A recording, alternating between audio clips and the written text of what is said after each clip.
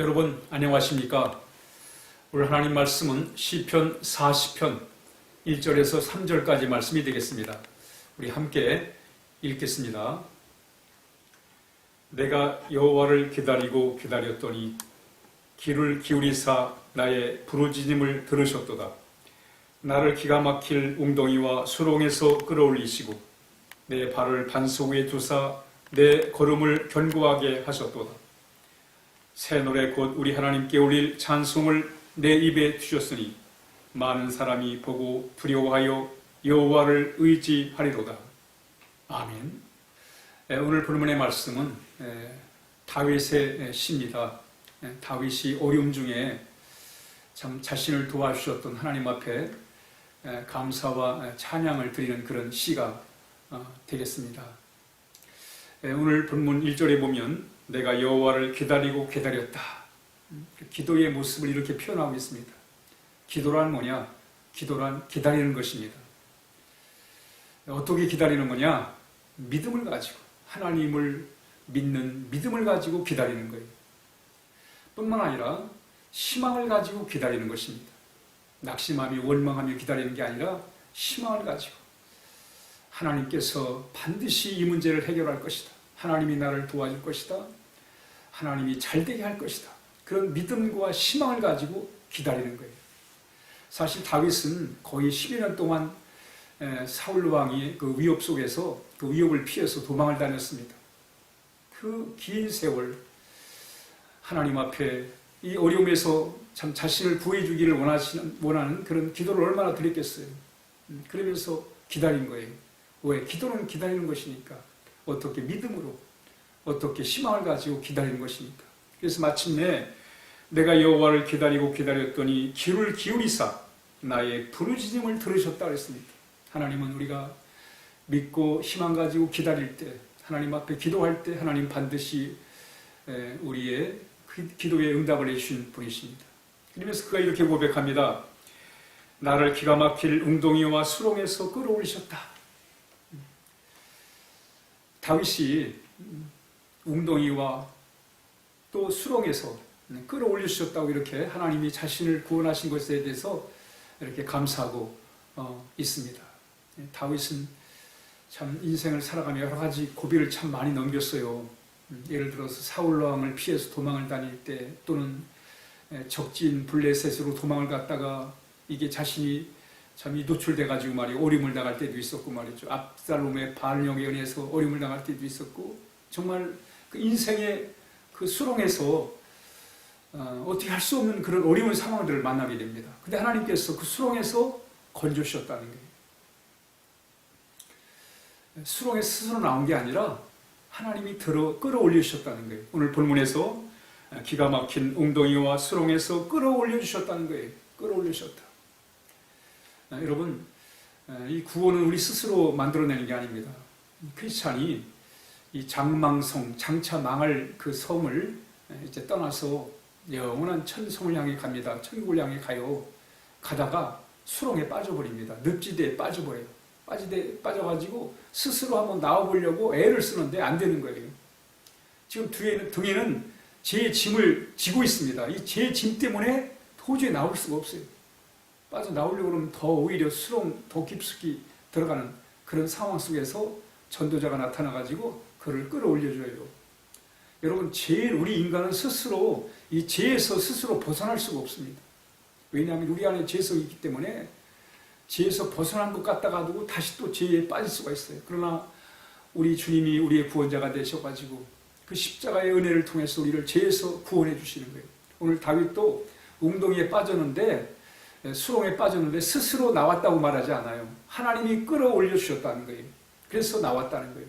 그렇습니다, 여러분. 우리가 이 세상을 살다 보면 여러 가지 수렁을 만나요. 웅덩이를 만납니다.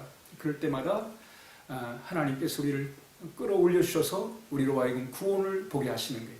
오늘 다윗이 그런 놀라운 체험, 기가 막힌 웅덩이에요. 스스로 나올 수 없는 이 수렁에서 하나님이 끄집어내 주셨다는 거예요. 그러면서 그가 이렇게 고백합니다.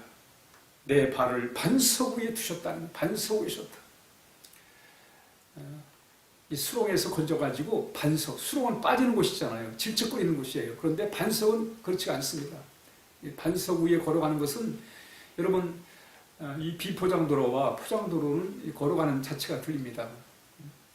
예를 들어서 제가 그 어릴 적에 학교를 다닐 때 한동안 자전거로 이렇게 학교를 다닌 적이 있어요.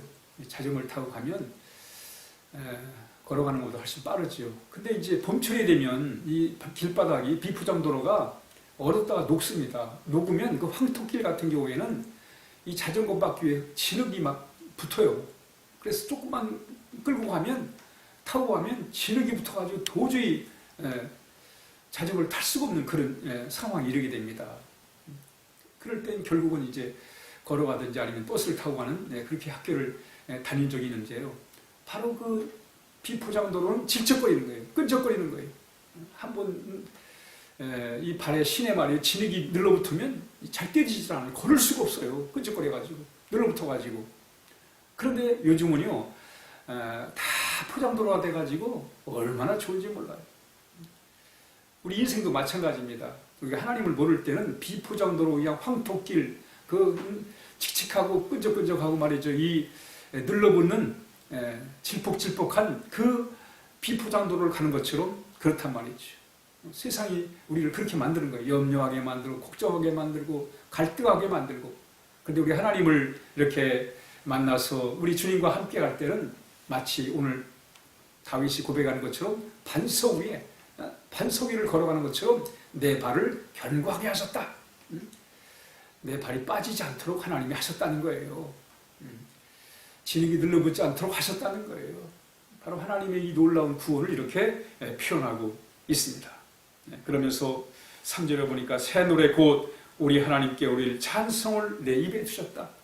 하나님은 이렇게 수렁에서 다윗을 참 건져내셔가지고 반석 위에 걸어가게 할 뿐만 아니라 그 반석 위를 걸어갈 때 가볍게 걸어갈 수 있도록, 그리고 마음에 즐거움과 기쁨을 주셔가지고 정말 휘파람을 불면서 찬양을 부르면서 새 노래로 하나님 앞에 감사하면서 인생길을 걸어갈 수 있었다고 이렇게 고백하고 있는 것입니다. 그렇습니다, 여러분. 오늘 이 다윗의 고백을 통해서 우리도 기도란 뭐냐? 기도란 기다리는 거예요. 다윗이 10여 년을 기다린 것처럼 아브라함이 참 25년의 세월을 참 기다렸던 것처럼 우리는 기다림 속에서 하나님의 놀라운 능력을 우리가 경험하게 되는 것입니다. 기다릴 때 중요한 것은 믿음을 가지고 희망 가지고 기다리는 거예요. 뿐만 아니라 우리 하나님은 우리를 기가 막힌 웅덩이와 수렁에서 우리가 스스로 나올 수 없는 그런 곳에서 우리를 구원해 주신 분이십니다. 그리고는 그 수렁에서 건져내서 반석 같은 인생길을 가도록 우리를 이끌어 주시는 분입니다. 또 그 길을 갈 때 우리의 마음에 새 노래를 주셔서 감사함으로 기쁨으로 우리가 갈 수가 있습니다. 왜 다윗은 이렇게 지난날 하나님의 그 은혜를 통해서 하나님의 구원하심을 통해서 참 하나님의 도우심을 통해서 그 어려움을 잘 극복했는가에 대하여 찬양합니까? 왜 감사합니까? 앞으로 살아가는 날 동안에 하나님 인도하실 것에 대한 확신 갖기 위해서 그래요. 앞날이 막막하잖아요. 그렇지만 지난날 우리와 함께 하시던 하나님에 대한 감사, 고백, 바로 그것은 우리의 영적 앞길을 열어가는 에너지가 되는 거예요. 그래서 그 에너지를 우리가 얻고 더 힘있게 앞날을 향해서 우리가 걸어갈 수가 있습니다. 오늘 하루도 우리 하나님 감사하면서 그 감사와 그 찬양이 우리의 삶의 에너지가 돼가지고 우리 앞날을 열어가는 그런 하루가 되어야 하겠습니다. 함께 기도하겠습니다. 하나님 아버지 감사합니다. 이제까지 우리의 삶을 이끌어 주셔서 감사합니다. 앞으로도 우리와 함께 하실 하나님을 늘 기대하며 하나님 믿음으로 또 희망 가지고 기도하며 살게 하여 주옵소서. 예수님의 이름으로 간절히 기도하옵나이다. 아멘.